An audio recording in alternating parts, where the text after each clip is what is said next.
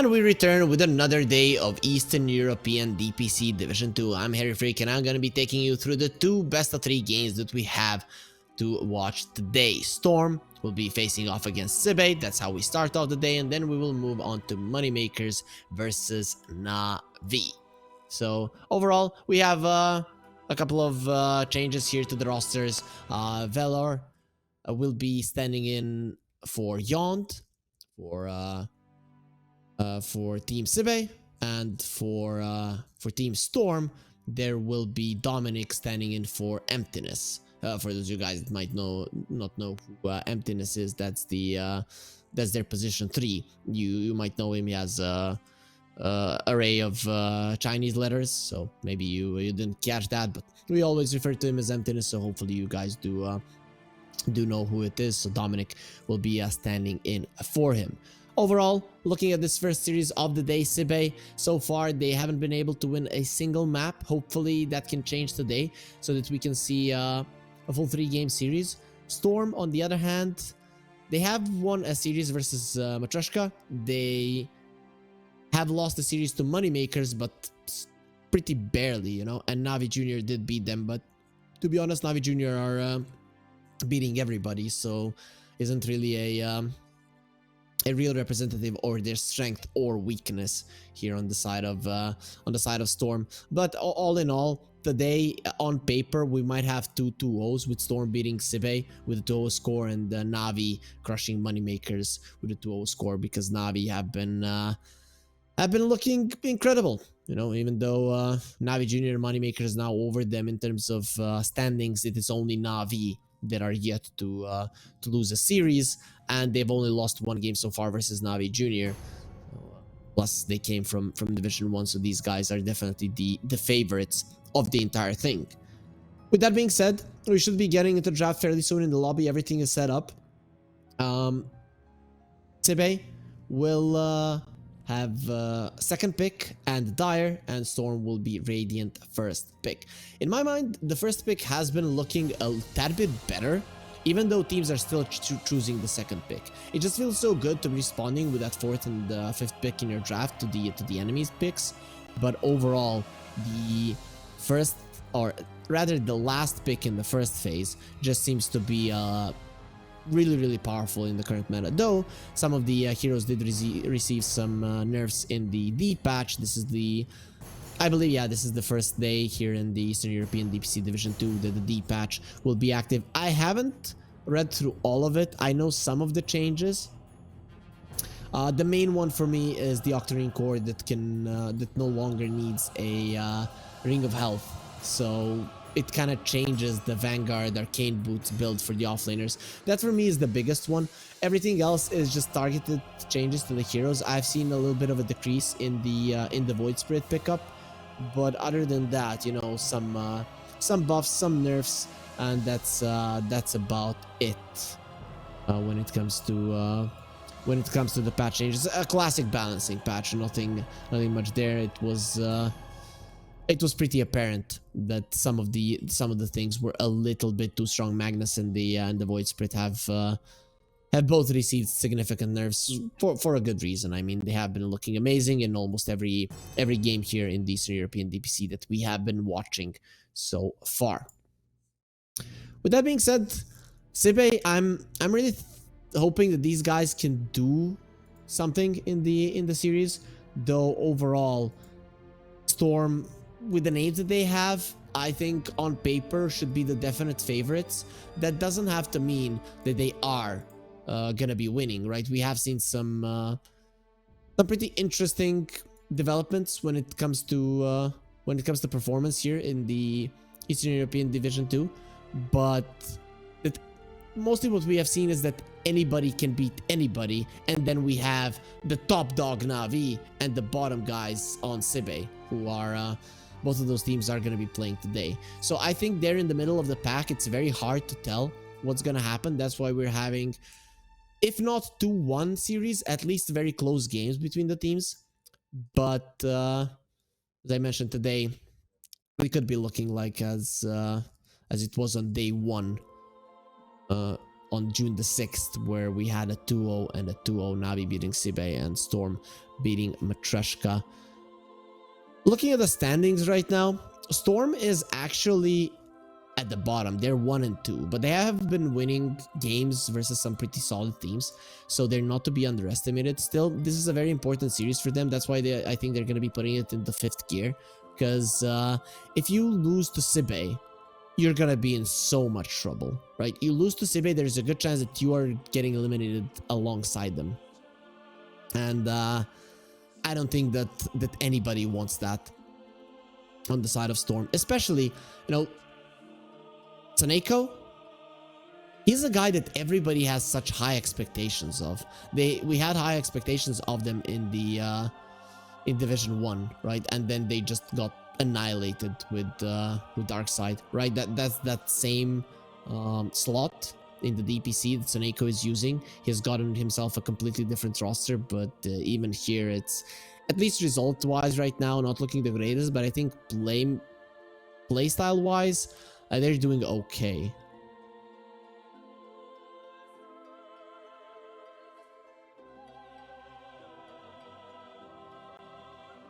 So the only reason we're not starting right now is some lobby difficulties, but those are gonna be dealt with from the side of our admins. It always happens in Dota, but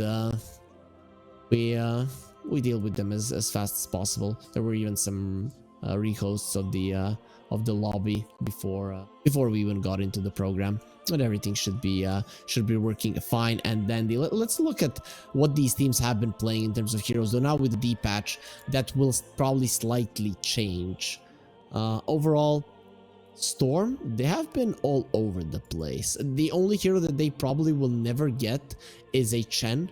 I think allowing Tsuneko to play that one is most likely not gonna happen. Everybody's afraid of it, despite he didn't use it a single time in the DPC so far, right here in Tour 3.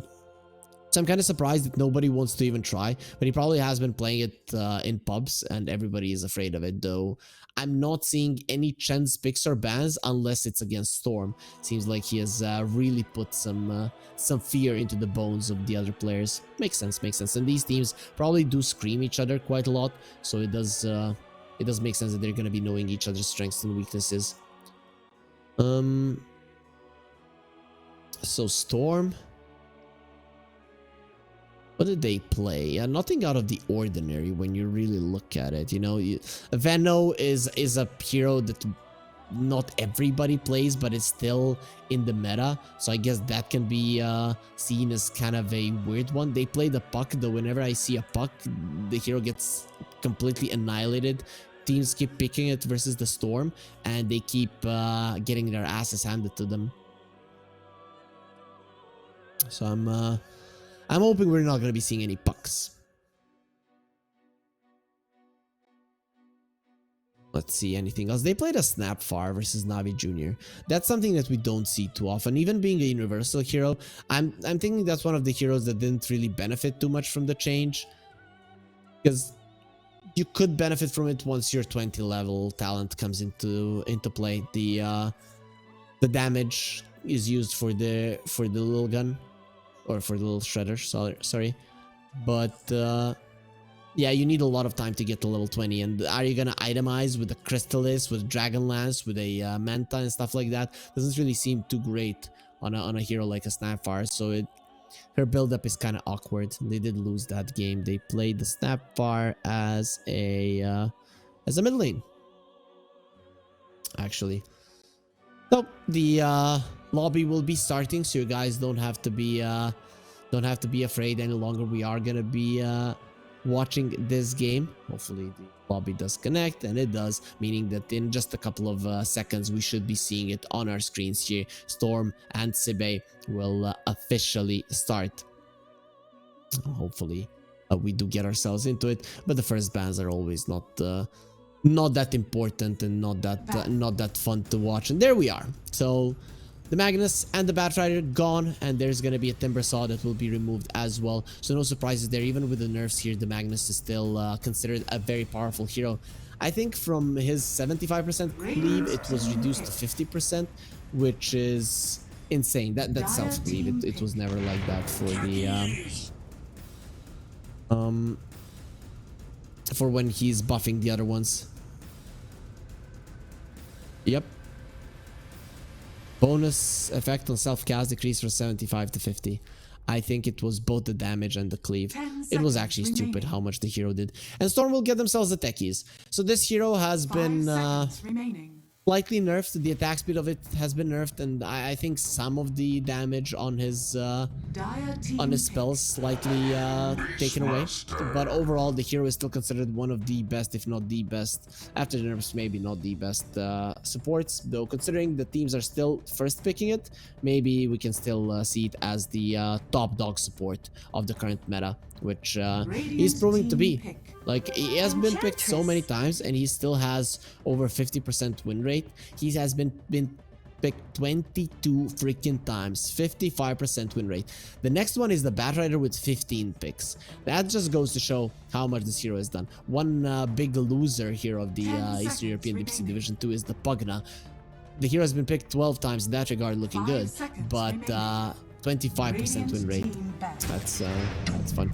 So anyways, looking at the continuation of the draft, we'll see a Doom. On the other side, we have an Enchantress and a Beastmaster. So Sibe or Kefteme, they are going for the push here between these two heroes. They have quite a lot of it. Good laning stage and good push. Also, you have the Enchantress to kind of cover for your Beastmaster, because the Enchantress is a good Beastmaster counter.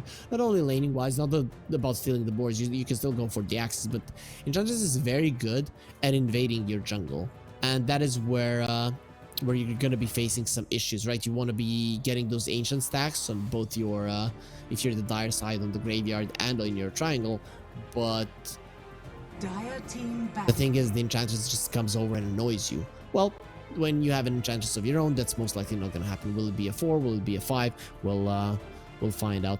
I also want to see how well Valor will be able to establish himself in the team. He is a big Enchantress player, so this could be a 4 Enchantress, given that he is coming in as a stand-in for their position 4 player. Yawned. Hopefully just a stand-in. Hopefully there was no falling out in the team, though considering the results wouldn't be too surprising. Remaining. 5 seconds remaining. It's a bummer. Sometimes we don't know all the little dramas in the teams and stuff like that. Be fun. Of course, not everybody wants to talk about it. Even if we would get some interviews, it's not 100% certain we would have all the info. With that being said, StoRm, they do ban out the Silencer and the Shadow Demon. We're not going to be seeing them in the game, so they are out of the picture. As Sibe, they get rid of the StoRm. They're like, screw this guy. We don't want to see him. Their lockdown currently is only the Roar. That doesn't mean that that's not going to change in the future picks, but StoRm has been a pretty good hero so far in the across all regions. Here in the Eastern European DPC, 64% win rate, 7-4, so 11 games played. That's a solid win rate considering that the hero is constantly played and very 10 seconds remaining. Well, some people would say easily countered. You just get a couple of stuns and he's gonna be in trouble. But even against all that, the StoRm finds ways to make himself viable. The hero is just good. There's no doubt about it. There's so many items you can go for. Orchid, Kaya Sange, the Witchblade, Falcon Blade, all of those items work really well on him. He goes well with the timings. He can farm the jungle pretty fast as well. He can be relatively greedy, which in the current meta doesn't mean much because you have so many camps. And, just everything working for him currently. StoRm, they're gonna get rid of one of his brothers. It's gonna be an Ember. Void Spirit, for now, ignored. I have casted some other regions, Southeast Asia to be exact, and there the Void Spirit was almost completely ignored for the entirety of the day. Then one team actually put some emphasis on it. But 5 we'll see if in seconds Eastern remaining. Europe he's gonna be ignored as well. Eastern Europe usually does look at pubs quite a lot and the stats happening there. So if the hero has fallen off in pubs, they will not pick it. It usually comes from the feeling of your mid laner. Like, how does he feel Dire team pick. the hero is doing, right? And if the hero gets nerfed quite a lot, it's probably going to be seeming weak to you after his... I don't know what that was, but he was way too powerful. Like, first pick material, Void Spirit. Kefteme, what will you get? Remaining. Will they continue with the pushing 5 seconds approach? remaining. To be honest, they might not need to. They could get themselves strong laners, just something that's going to be dealing well with Doom and the techies, and make sure that you win the side lanes. Radiant team pick. If you win the side lanes, then the pushing is going to be easy with these, and the Lich is one of the better heroes because he's super annoying at those level 1 engagements, and you have let the Chen go through. So finally we're going to be seeing the fabled Suneko Chen, and Sibe, you're the first team that had the guts to do it. Well, Chen, Enchantress, similar heroes.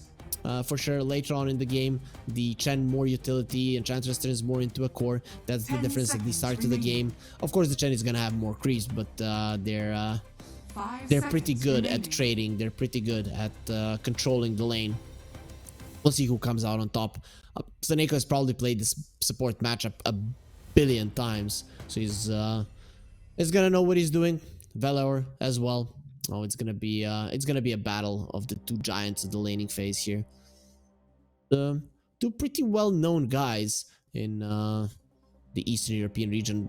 Even, you know, I'd argue Suneko very well known around the world. Valor maybe not as much, but he has had his great moments in this game.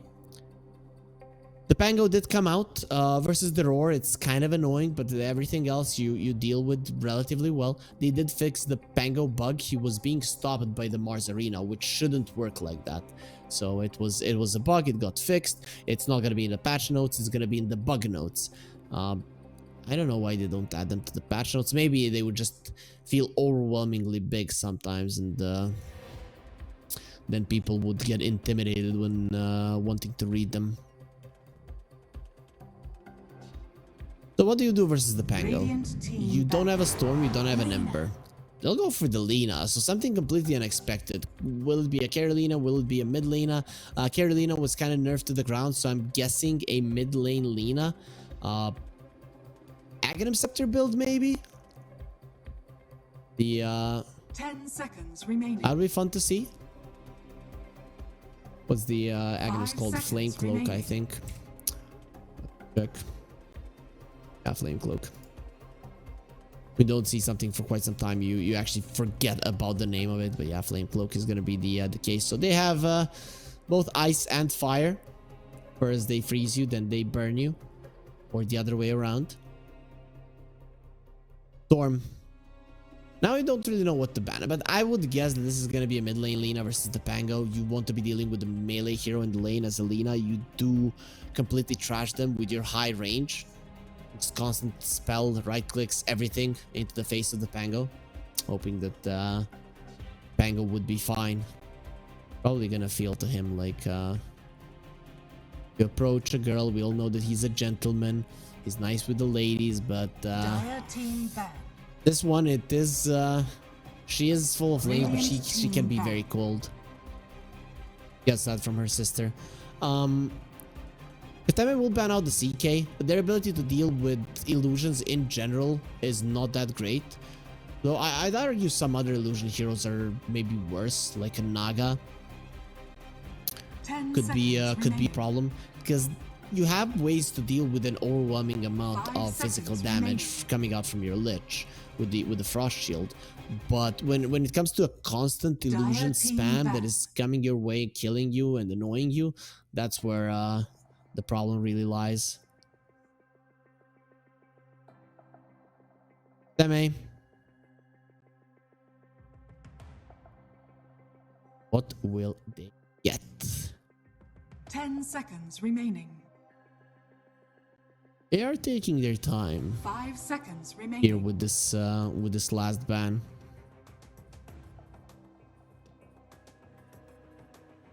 I'd say something like a Naga ban would be nice. Dire team And pick. it's gonna be a Brood ban. Brood has been making some waves. The Juggernaut will come out. I'm loving this hero, but it's not... I think it's not given the credit that it's due. It's also somewhat of a deny pick from Kefteme, because with the Lich on their side and the inner base aura, the Jug would be amazing, right?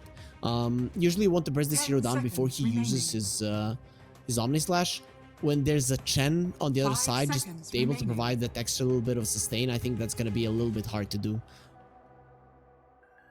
Slark and the Monkey out of the picture. One of the heroes that Jack doesn't like playing against is the Ursa, which in general could be a good one here, but the hero has just fallen heavily out of favor because of the changes to the Battle Fury. Jug in general doesn't care that much because with his aggression, and he's fine, and he does have a healing ward. Ursa, you wait so much to buy a Cornucopia, and it's not as good for you as the Ring of Health was, so that's kind of destroying the Ursa. But we'll go for the Medusa. I have to say though, every single time I've seen the Juggernaut versus the Medusa, he completely obliterated her.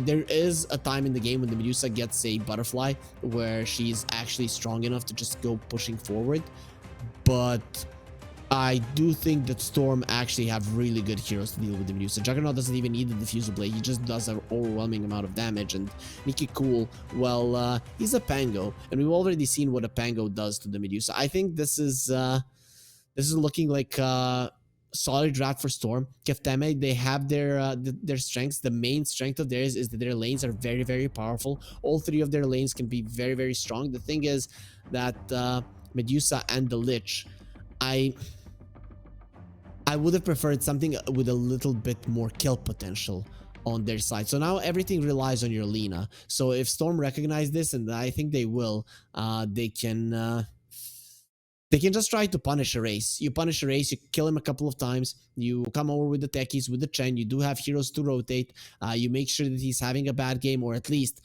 getting annoyed and not farming as much as he wants. There is going to be a problem with delivering that last killing blow to the onto the enemy side. With that being said, guys, we will be getting ourselves into the game, but before that, a word from our sponsors.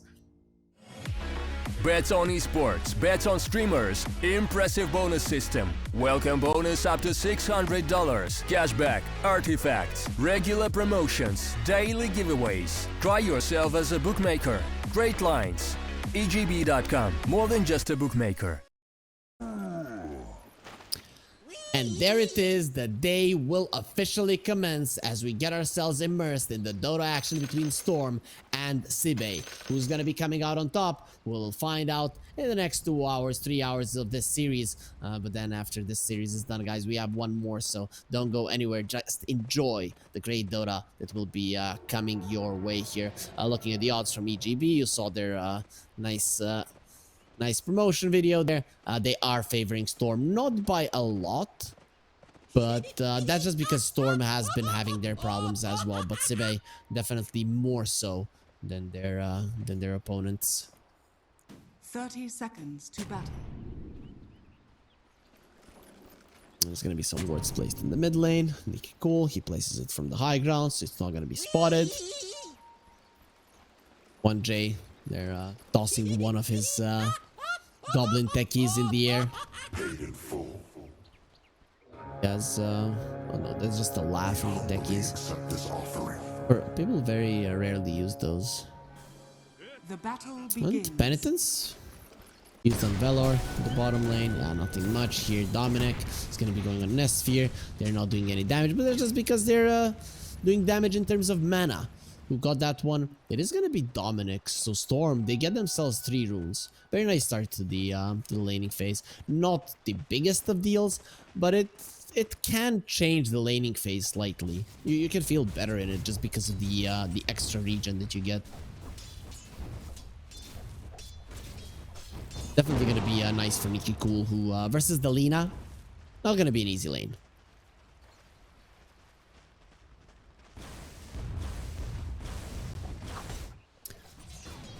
Bottom lane, Jug and the Chen.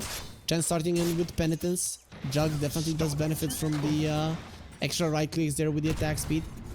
Let's see just how much that's going to change the lane.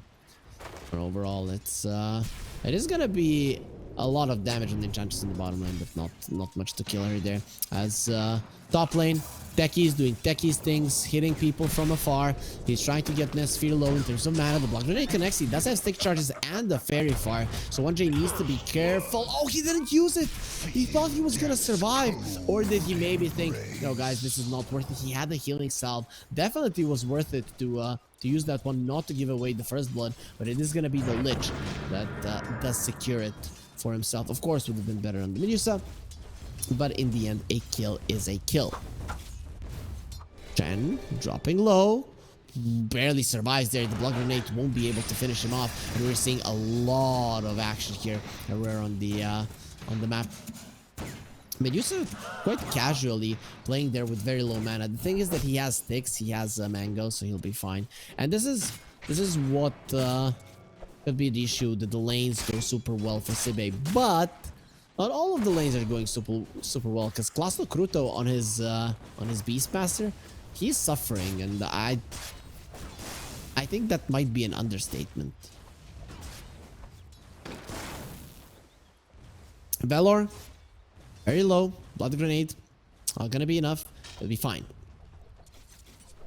A lot more action than what we're used to. Usually 3 minutes in, not only is there no kills, but there isn't at all some kind of big trades between the heroes. Here we have seen the teams really pick it to each other. They do have the types of heroes though. With the Juggernaut you want to go for a kill.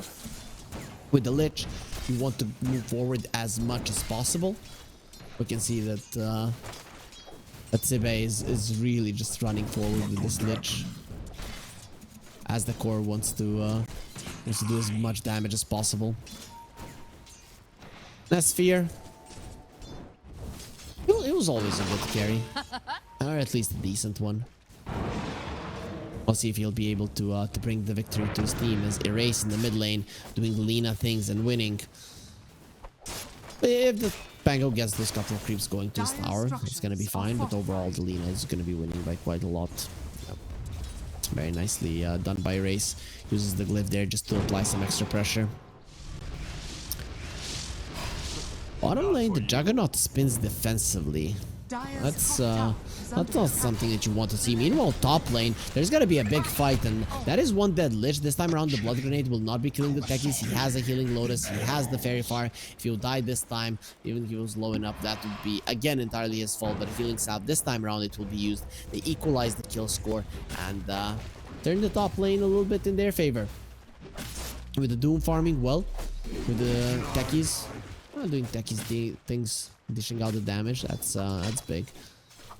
Techies is rotating to the mid lane, but Lina is full, whilst Nicky Cool, he is well, he's quite beaten up. Well, let's see if he can turn it back. He is rotating for the bounty rune. It is still there. The techie scouted everything out for him, so he will be able to heal back up to full with the 2 runes, refilling his bottle.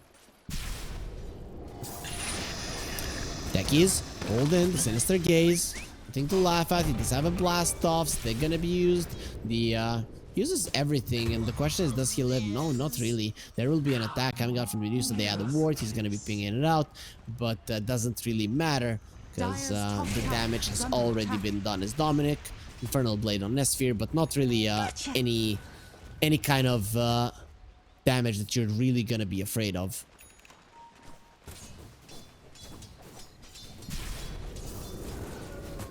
Dominic, slowed down, will be pulled by the Sinister Gaze, and Doom tries to run away, and he will be capable of doing it right now. A lot of skirmishing in the laning phase. That's what we're seeing here, but other than that, not a lot of kills. The Harpy Stormcrafter of Soneko is still being hella annoying here to Cluster Kruto, just zapping him and zapping him again and again and again. As is what this creep does. And he also does have the Ogre Frost Mage, so they want to really use that first siege creep on the bottom lane. They're even trying to get Cluster Kruto out of the lane. Very, very aggressive positioning coming out from the Jugger and Lina. I don't really think this hero wants to rotate. The Lina wants people to rotate to her, not not for her to go to the silence. That's why I think maybe in this meta she's not the best of heroes. We'll see Erase. He will get the stun onto the techies. This is a very dead techies. 1J. He can only hope to escape, but that's not gonna be happening. Erase lives up to his name. Actually does erase that techies from existence. The bottom tower is dropping. They don't have a glyph fella, or needs to be careful. That's gonna be a good usage there of the creep. The stomp comes through. They even kill the healing ward, and Soneko secures himself a tower. The tower in the bottom lane will die super early. Considering you versus the Beastmaster, this is a big deal. It used to be because he needed to push your tower, but now it's more so about him farming the ancient stacks that currently, well, they do have a triple stack in the or no, actually that's triple stack in the triangle. Erase, get gone on, TPing out next to the techies. That's not gonna happen. He's very much dead. He uses the sticks there, just making cool that it's making sure that it's Nikki Cool that gets the last hit there on him. At least the wisdom runes, that's something you're gonna be hoping for, and Dominic makes a big mistake. He uses the Infernal Blade beforehand and just make sure the Lich will live with that one. The Beastmaster will probably pick up the bottom wisdom rune, and considering his levels, he might just need it. Okay, 2 wisdom runes for Sibe. That's a win for them. But after the laning phase, we're seeing a big difference in terms of strength currently. And Soneko going to the mid lane. He's already dealt with the bottom lane. Now they want the mid lane to fall as well, as Nikki Cool has the illusion rune. We've seen so many mid laners use this rune to just apply pressure to the mid lane, and that's gonna happen right now as well. He does have the Blightstone, so the minus armor does get applied, and the mid lane tower of Sibe will be taken down, increasing the goal lead of StoRm even further.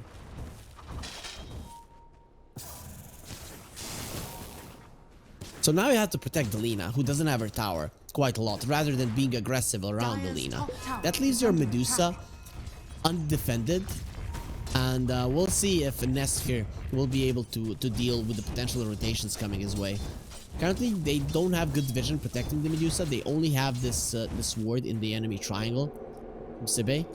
And that's about it, right? If you go through their jungle, it's going to be a problem. Nesphere now is going to be targeted by Krillat, who's going in. The spin will connect. Nesphere doesn't have his ulti, doesn't have a skill point either to use. And there's going to be an Omni Slash cutting him down for sure. Going into the Roach Pit, trying to save himself. Not going to be happening as Krillat, he does do more than enough damage to cut him off.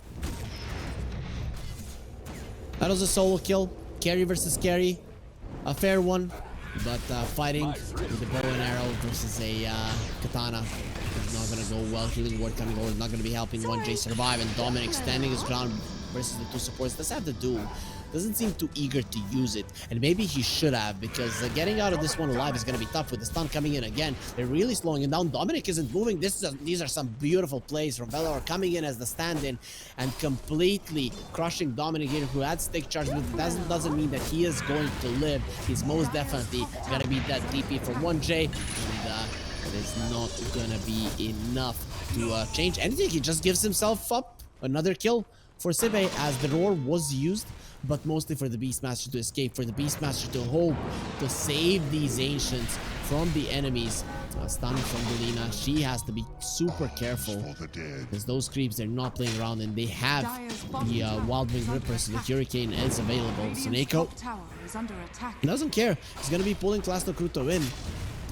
The slows, not enough to keep him in place in the race. Could be next if he's not careful. There is no Omni Slash, so at least that is going to be keeping up. But they've stolen most of the stack. Stun on the Juggernaut, Laguna Blade. He does have it, but no mana at the moment with Velor. This time around, he's not going to be able to live. What? They just let him get out of that one alive. The Juggernaut got afraid. They missed the Rolling Thunder. And in the end, the Enchantress lives, even though it looked like there was absolutely no chance that was going to happen. I really like that Krillat is playing so aggressively. Once he gets the Battle Fury, sure, you can farm then. But when you don't have it, your farming speed isn't really that high. So being with your team, giving something for them is quite nice. And he did get a Medusa kill. Now he should have gotten the Enchantress kill, but he chickened out at the last moment. StoRm only have 3 kills, but it feels like they're in complete control of this game. And it all comes down to this Chen, really. Soneko has been making some really nice moves. Juggernaut gets the healing lotuses. Is actually going with the faded brooch. I like it. Extra movement speed for the jug is always nice. Not like you're gonna be staying with it for long. And of course the mana for the jug is something that he tends to lack from time to time. Oh no, they seem to be stealing a stack again. Like this poor Beastmaster, he needs those ancients to come back into the game, and he's not getting any of them. What is he even building? He wants an Aghanim Scepter.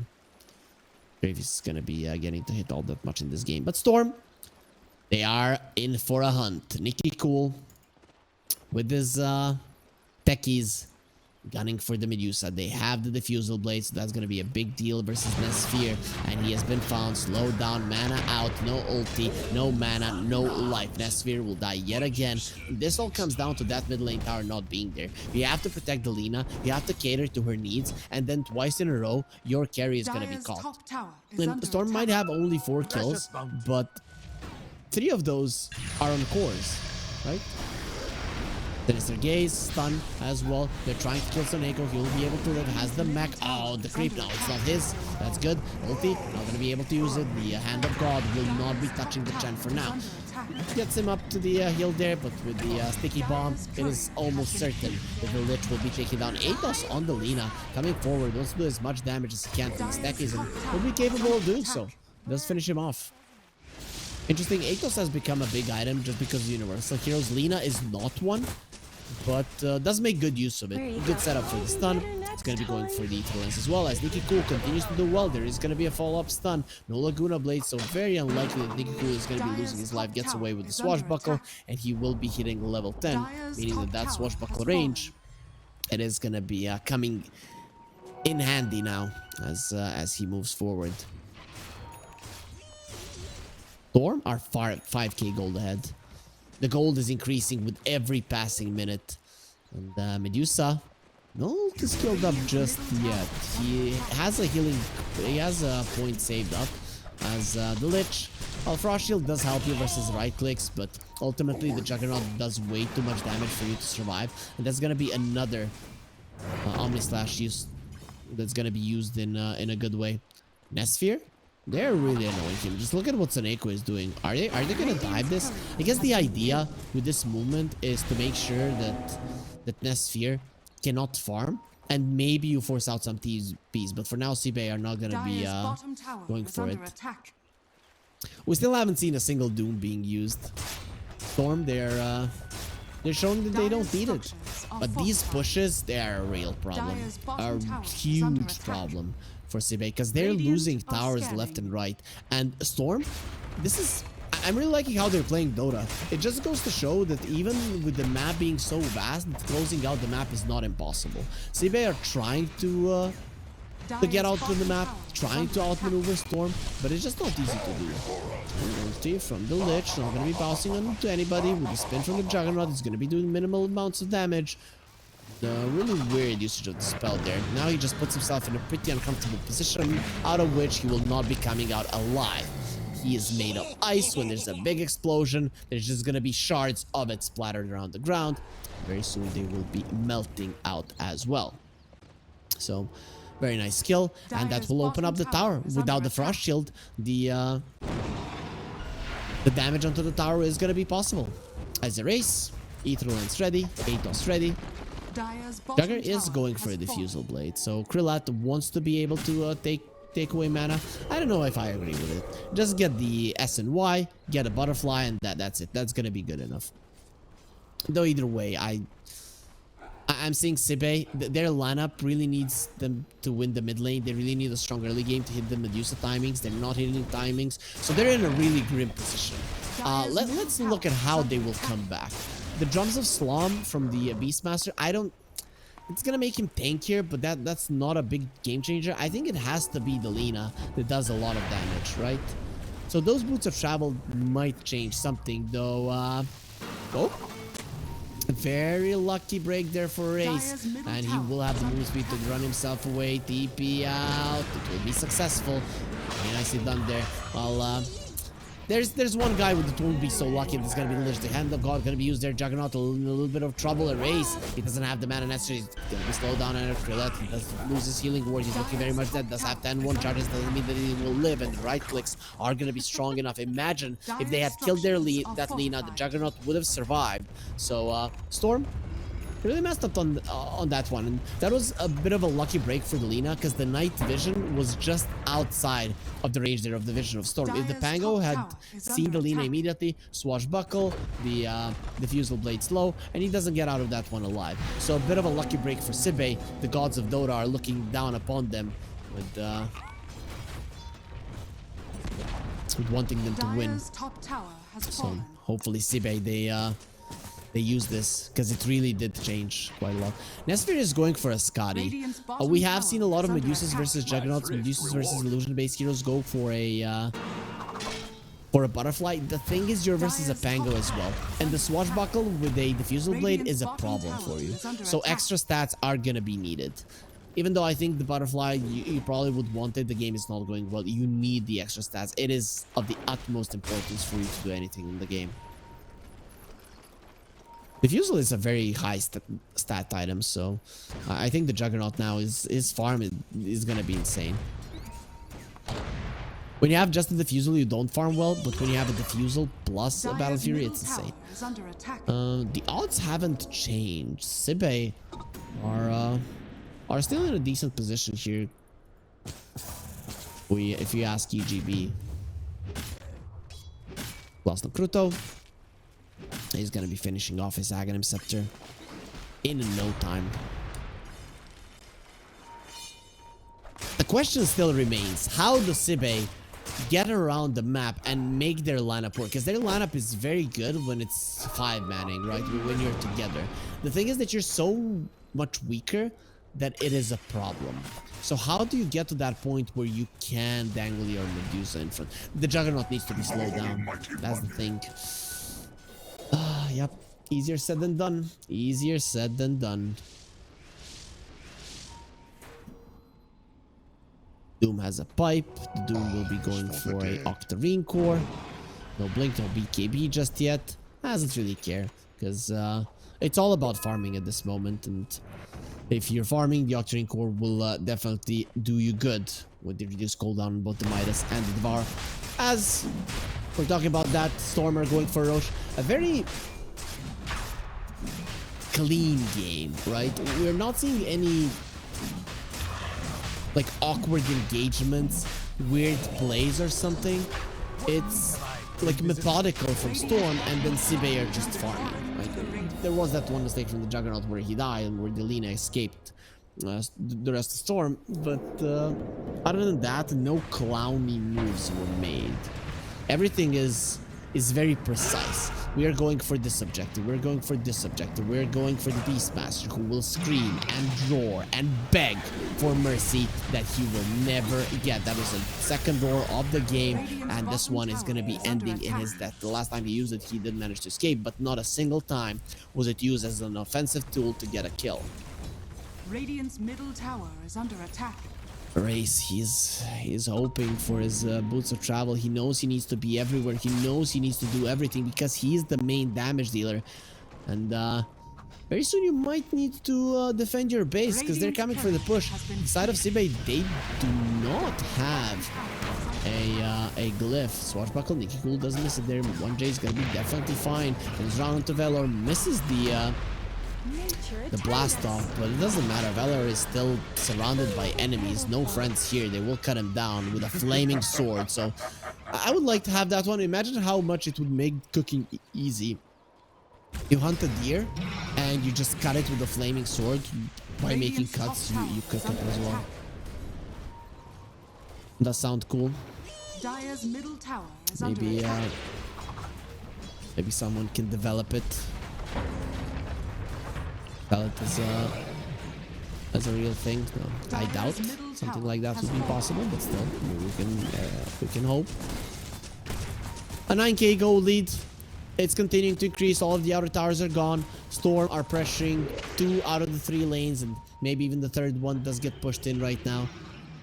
As the Tormentor seems to be next on the menu with the penitence there. Krillat will take a lot of damage from it, but it's still gonna be a shard onto the 1J techies. His reactive taser will now be able to be used on his teammates as well, rather than on just on himself. Sibe, they go for a smoke. They need to make something happen. They have the drums of StoRm. Lina, super strong in terms of damage output. They haven't gotten a clean kill for a very long time, and it seems like the trend will continue. Maybe the techies could be somebody that you're looking for, but this is a very deep movement from the side. Oh, Bango just jumps into a stun. There is going to be Hand of God. Doesn't mean that you're going to be living. If he had gotten the shield crash off, maybe with the damage reduction, he would have been able to live, but nope. He wasn't expecting it. He wasn't expecting to just swashbuckle into a legion of enemy heroes. 4 of them right next to him. That just feels so bad. Velor, not the untouchable will help you there. The Juggernaut even dodges the stun there, just because there was a creep on the left side. His last slash went to it, dodging the light strike array. Even with the Pango dying, the gold lead is increasing because Sibe were using so much time, but finally they will use their ore for a kill. So that's at least something. The Medusa did change her mind, going for a butterfly right now, so will give you more chances of dealing with the Juggernaut and his Omni Slash, but less chances of dealing with the Swashbuckle, because your mana is still going to be quite low compared to where you would like it to be. Looking at the levels, even in that, StoRm are stronger. It's just every parameter, it's in favor of StoRm. Dominic, I think he has had enough. He's like, I want to use the Doom, guys. Let's not win this game before I use my spell. See if that's gonna be happening. He's like, I bought an Octarine Core. I don't have a big cooldown on this one. Can I use it? Can I? Sebe says no. Given that they're in their base, they're in a safe position. They'll be fine. Bango did go for a shard, so he does have a roll up. They found the Medusa. Gonna be a nice dodge there. The blink stun from the Doom not gonna be working out. He's gonna be taking some damage. Still has the Chen to protect him, and he has his pipe as well. Very nice dodge there by the Medusa. But to be honest, even if you doom the Medusa, they're a little bit too deep in the enemy base. So I wasn't sure about the jump anyways. Maybe it's, he can thank his lucky stars that he didn't get the connection. Because once you use the Doom, you're in. You have to go forward. Not really the case, but sometimes it feels that way. Solar Crest on 1J. They're getting all of the items to end this game. The Beastmaster does have a blink, so the ability to catch somebody to surprise them with a blink roar is there. The burst damage of Sibe is always going to be available. Lina is just not a pusher at all, and he does have the flame cloak, so added damage is now the case as well. Once you get the Kaya, that's going to be even stronger. But you get 35% spell amplification, and of course you can move over cliffs, so you can definitely get closer to the enemies faster. So they increased it from 30 to 35% in the D patch, and increased the duration from 6 to 8. Yeah, I was like, yeah, that was definitely 6 seconds. Now it's 8 seconds with the flame cloak. Does make the Aghanim Scepter much more appealing for the Lina. Be cool. We're finding a race. Swashbuckle connects. No lucky shots. Rolling Thunder not going to be happening there. And now he's going to be going for it. 1J takes a lot of damage. Will be dying to Laguna Blade. Let's see if they can kill this Lina. With the Stone Gaze, not going to be the case. Tikiko is the one that has to run. Sibe, their ability to hold the high ground, their ability to stay in the game is being tested right now. And for now, they are passing with flying colors. Despite being 14k gold behind, they're the ones getting kills. They are the ones that are holding the line. And they are getting out on the map and farming something, so it's not like they're completely confined to their base, not being able to do absolutely anything. Juggernaut is level 18. Scotty into a MKB. The thing is, late game, I don't see the Medusa winning versus the Juggernaut. It just doesn't happen. Whenever I saw it, you would get that butterfly, but Juggernaut would eventually get his level 20, you would get his MKB, and you would lose, even if you had been ahead for the entirety of the game. Here, the roles are reversed. It's the Juggernaut that is ahead for the entirety of the game, and for Medusa to come back in, it's super tough. Nesphere, he's gonna try. Next item will be a Scotty. He went for the butterfly first. It will give you more farming potential for sure. Dire's courier has been killed. As I mentioned, it does make you more susceptible to your Klasno Kruto. He's very dead. Omni Slash just does way too much damage. Juggernaut there has the Manta. He used it at the very end. Wasn't really needed, wasn't really necessary, but just for good measure. Like when the Omni Slash ends, 3 Juggernauts appear. That's just how fast he slashes. You know, guys, in the Flash, when he creates a time remnant or whatever it's called. What happens to the Juggernaut? Probably a Flash fan there on StoRm. Krillat. Nope. Smoke from StoRm. Who are they gonna be finding? Are we finally gonna see a Doom? 27 minutes in. StoRm leading the charge. Nikki Cool is gonna be the first one that finds the Lina. Again, this time around they know where you are. The Penitents will be there. And with the Infernal Blade, do they need a Doom? Nope, not really. Their objective of not using a Doom and winning the game, it is still gonna stay alive. As the core. Hiding in the trees. He has a Pavis, but if they find him, he's just dead. Radiant's top tower has fallen. First tower of the game for Sibey is gonna be the top tier one. Very weird that they did manage to bring it down, but the top lane was the only one that they were allowed to push out somewhat safely. Roche will be up in 20 seconds. It will be a dire side Roche. It's second one, so only cheese in the Aegis. No refreshers, no Aghanim Scepters, nothing like that. As the core, he wants the Wisdom Rune, and he will get it there at the 28-minute mark. Dire's top tower is under attack. They don't know that this is happening. At least some experience into the pockets of Sibey. We're seeing the net worth. It's an 18k difference. In terms of experience, it's not really that high. It's only a 1k experience difference. Of course, experience and gold are different, but it's around 3 levels, 11% all in all. So StoRm are not that much ahead in levels as they are in terms of gold. Juggernaut is approaching level 20, so the Blade Dance lifesteal will be available if he wants to go that route, and usually the Juggernauts do. As the Beastmaster, he does have the shard, so his Hawks are gonna be buffed up right now and ready to die in battle for the glory of their team. They will be remembered. But no Hawks are gonna be coming over here in time, so the Roche will fall before Sibey can do anything to change that. Doom? Bottom lane? Dominic? Oh, he's gonna... Okay, just... I wanna use this Doom on this boar. I hate it. He will minus it as well. Dominic showing off that he does have this spell and that he can press the button R. It is not broken. Coming in with Yoga Sultan, they get a stun Velor, and another hit from Krillat will finish him off. Slow onto the Beastmaster. He breaks the Lincolns with a roar. It was like... You know that sound? That sound when you try to do something? Well, that's what what was heard from the Beastmaster's mouth when he tried to stun Nikki Cool. Krillat did go for the 50% lifesteal on Blade Dance. It's really so much. I think it's 35% chance for a crit. You heal so freaking much. Anyways, the glyph will be used while the Frost Shield is still active. You didn't want that, but the tower is already super low. 2 heroes dead.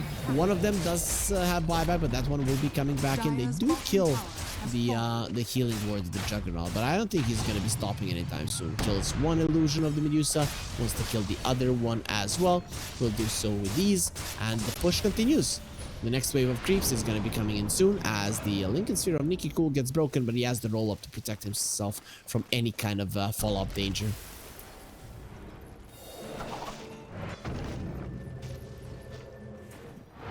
No excitement in this game. This is just for real Dota lovers, right? You're not about big black holes. You're about the movement. You're about the precision. You're about the idea of how to move around the map. And StoRm have had beautiful ideas how to move around the map. Sibey, I don't think they're gonna be letting this Chen go anytime soon. but by letting it through, Soneko is just completely overtaking this game. Even though we haven't talked that much about him, his movements in the early game changed everything, as Sibe getting out of the base, as their base is being pushed in, but seems like StoRm are more eager to kill a outpost than actually to claim the Raxes. So this smoke from Sibe isn't going to be punished all that much. He will get to the top lane, push out the way, but now it's time to go back home, because home is going to be in trouble.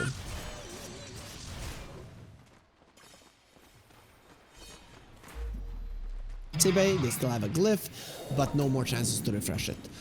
The tier 3 has fallen. Dire's bottom barracks Your are under Raxes are exposed, and you will need to be here. Doom has the Boots of Travels, will be coming onto the Wild Wing Ripper. And Lina connects the 8 toss, connects the follow-up stun, rolling thunder, Nikki Cool, going in, trying to be annoying. Will get through, his Lincoln was broken. The Lich ult is going to be bouncing around, but he's just not going to be taking that much damage because of the rolling thunder. Still has the haste, still has the cheese. We'll see if he's the cheese or just continues to heal up. Slowly the Hand of God comes through as well, meaning that StoRm are going to be back to full. They've forced in all of the heroes from Sibe, and they want to be continuing to play cleanly.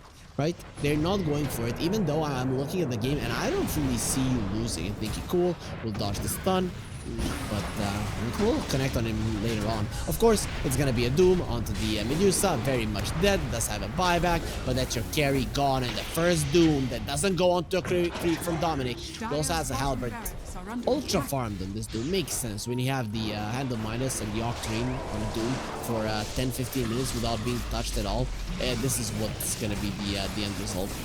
Medusa, if you buy back, you know that you're not gonna be winning the game, though I would argue that Medusa, you know you're not gonna be winning the game, period. Currently with a 28k gold deficit and Juggernaut being so freakishly strong. He has the Manta, he has the MKB as well. He has killed the Monkey King himself and claimed his weapon, and he definitely knows how to use it. Looking for a spin to defend himself, the blast off, and Medusa does buy back as the Beastmaster is gonna be taken down. The only roars he's gonna be using are the ones that they do break the Lincolns on Nikki Cool. Now the ulti onto the Juggernaut. He's gonna turn around. He does have his ulti if he wants to use it, but he'll decide against it. Spin available. Follow-up stun should not be there, but they have the roar that will be coming out on him. He might have to go for his ulti here if he wants to live, and that's exactly what he wants to do. Healing up so much that the fear connects, but there's the ulti. Now it's shopping time, and Sushi as well will be the Nest Sphere. There's a snake. And snakes don't do well versus sharp weapons. The stun from Lina will only be connected with the bang of the spin of the Jug. He does dodge it. He has an ultra kill. They're calling GG. Don't give him a rampage. Don't get him all worked up like it. And Krillat turns around. I have a rampage. It's mine. And that's going to be a nice way to end this game number 1 with something exciting coming our way, because it was a very methodical game with not much action coming out from either team. StoRm went from one lane to another claiming objectives, and Sibe, they had no response of their own. This is what happens when you give this guy a Chen, and they thought, oh, we have what it takes, we can win versus this Chen. Let's see, why is it so feared? And now we know, now they know, and we're probably not gonna be reminded anytime soon. Though, maybe it was the idea, let's make them comfortable, let's make them feel like they're so much stronger than us, give them their best hero, lose game number 1, and then take it all back in the end. The next one, though, I think I'm just grasping at straws here. From what we've seen in game number 1, we could be looking at a fast 2-0, but we're hoping that at least in game 2, Kefteme or Sibe, whoever you want to call them, are gonna be putting up more of a fight. With that being said, we do have a break coming up, so guys, in around 10 minutes we'll be coming back with game number 2.